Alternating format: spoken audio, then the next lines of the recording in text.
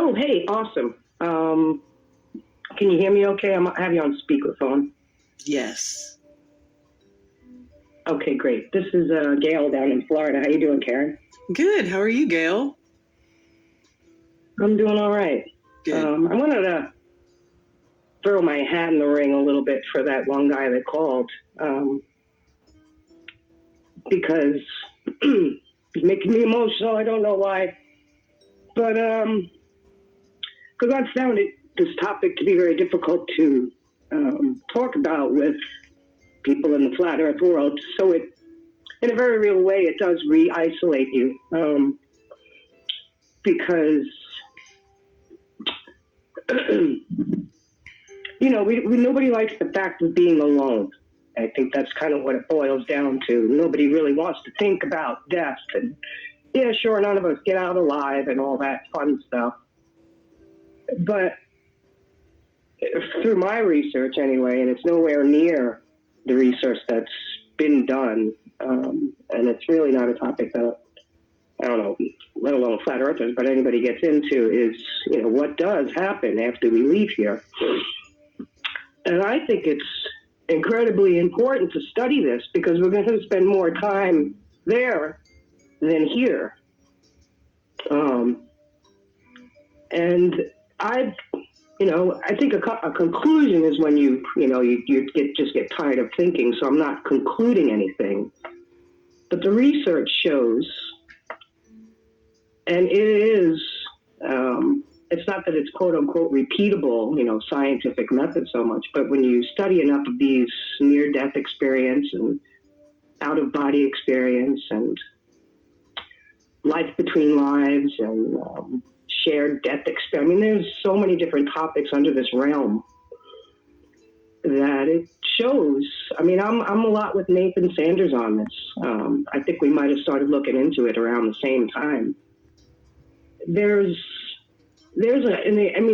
How many times have you heard the phrase "as above, so below"? Mm-hmm.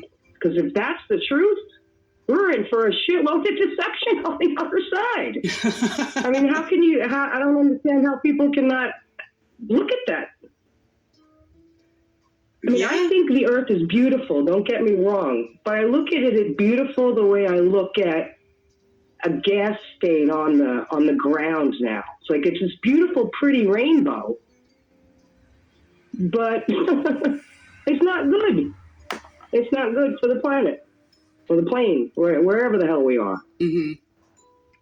So, there's this series of events, and, if anyone's interested in looking into it, because I know there's got to be a few people out there. So check out trickedbythelight.com if this resonates with you in any way. Because the reason that it brings me back, more isolated is because a lot of people in the flat earth community want to tell me to go read the Bible. And, unfortunately or fortunately, depending on how you think of the guy, I've done a lot of research with Jeff Doherty. And that's a guy who, I don't think anybody knows the Bible better than that guy. So, and this place doesn't make sense for human beings. We're the only ones paying to live here. Everything about this place is trying to kill us. There's a few things that are there to help us. We come down here. We're supposed to come down here with a mission, right? But we get mind wiped. Well, what kind of mind fuck is that shit? You have a mission. Now go do it, but we're going to erase your memory. Good luck. And then when you die, you get shot through this tunnel. You see a light. You get love bombed. You get your life review. You go to your counsel. I mean, this is time and time and study and study. If you believe in Jesus, you're going to see 100-foot Jesus. You believe in Buddha, you see Buddha. Right. And I think the whole thing, people are afraid to be alone. Yeah. I want to personally, I have a little plan and I'm working out the tweaks and all that, but I think our community can really embrace this concept of being truly sovereign, not having to answer to anybody. Because in all honesty, if these all-knowing wonderful guides up there. You're going to judge me for this shithole down here when you like my memory? You're going to judge me and you got to go do it again. You go down there and fucking try and figure this shit out. Exactly. It's a mess. Oh, that's funny. You know, cause I feel bad because you think the guy is, and I don't think he's gonna off himself. He's not. He's looking for more. He's looking for more to research and grab because he's right. This place we don't belong. Look at everything. The clothes we have to wear, the car, the food, the house, I mean, literally. And meanwhile, my cat is sleeping underneath my sink mat right now without a fucking care in the world. She's not worried about her cell phone bill. Mm-hmm. You know, I don't see the ospreys outside my window getting charged by another osprey for the fish that they just hunted out of the river. Yeah, exactly. I don't see them getting speeding tickets for flying too fast. Yep. You know, I don't see them being asked for ID. I mean, what the fuck is going on? Yeah. We live in a place, unless you show them a piece of paper that proves you exist. I'm talking to you. I exist. Yep. Why am I going to show you a birth certificate? Yep. So, I mean, it's depressing when you think about it, but then, so here's where my goals are. Because this is a lot to digest. I basically spent, since I've been it's depressing. It's like, holy shit. You know, I'm not even free when I die. Because that's where the thing, rest in peace, nuh-uh. Some people get shot right the fuck back down here. And you'll even hear it in mediums. These mediums pick up. I've seen a lot. I've been into this stuff for a long time, like the caller before. You know, at 8 years old, I'm like, this is bullshit. What the fuck is going on here? Yeah. You know, my father would always have politics on in the background, and I'm like, why are these people running our lives at 8? You know, like, what's going on here? Yeah.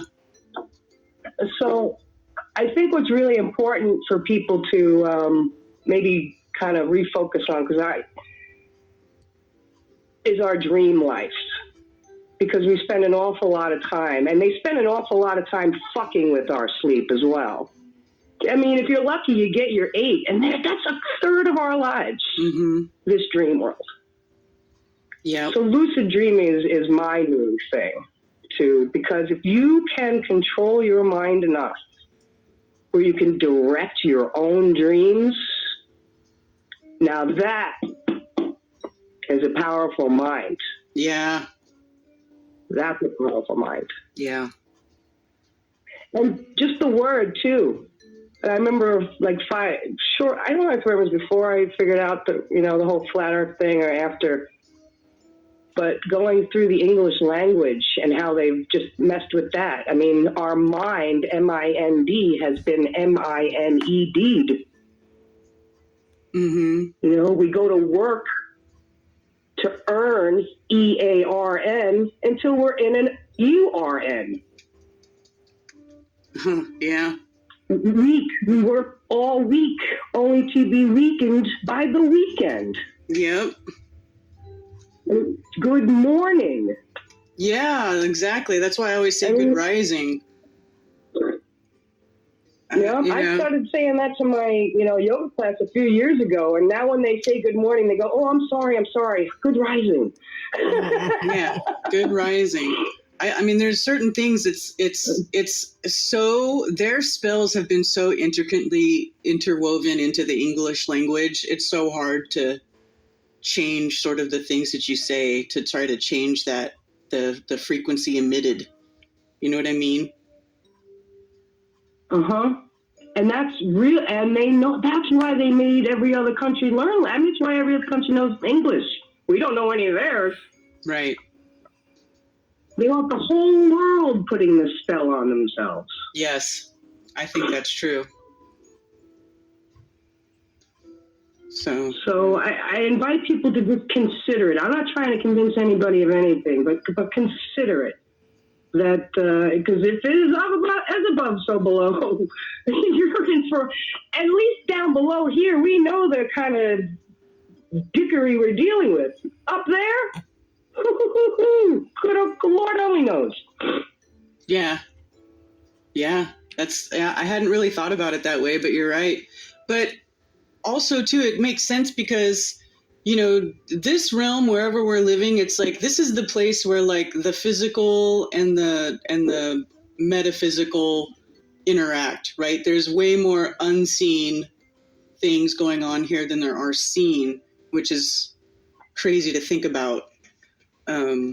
And in fact, I've actually been reading some stuff recently that talk about like the influence that most of the world that we know is stuff that is in your mind. It's your perspective on things. It's the unseen rather than the seen. Mm-hmm. Even our communication, 95% of it is nonverbal. Mm-hmm.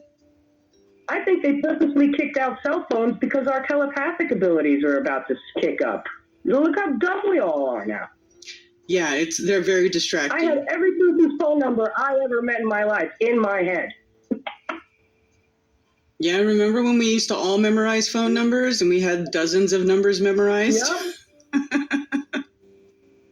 Now I'm like, what's my number? Yeah. I could still remember my home phone number for when I grew up, 516-543-4894. But that's it. Yeah. I should call it now and see who answers. That's funny. But yeah. That is but funny. I wanted to throw my hat into the ring with that because, the guy's not being negative. He's being honest, and honesty He is being honest. has dark and light in it. It's because it's not all love and light down here. It's not. It's true. And I'm a yoga teacher, and it drives me fucking crazy when I deal with these yoga. He's love and light. Like, no, it's not. Yeah. Especially the ones who took the jab and now are having all sorts of symptoms. I'm like, is it all love and light now? I mean, it's so hard for me to hold my tongue. Yeah. How's that love and light treating you? Right. Because I could be brutal with my mouth, and it's so hard. So I don't even know how much longer I'm going to be able to continue to teach because it's rough. You would think that'd be the easiest job. Oh my God. Yeah. Yeah. So, do you remember that guy's name? I didn't ask his name. You can reach out to me on YouTube. My name on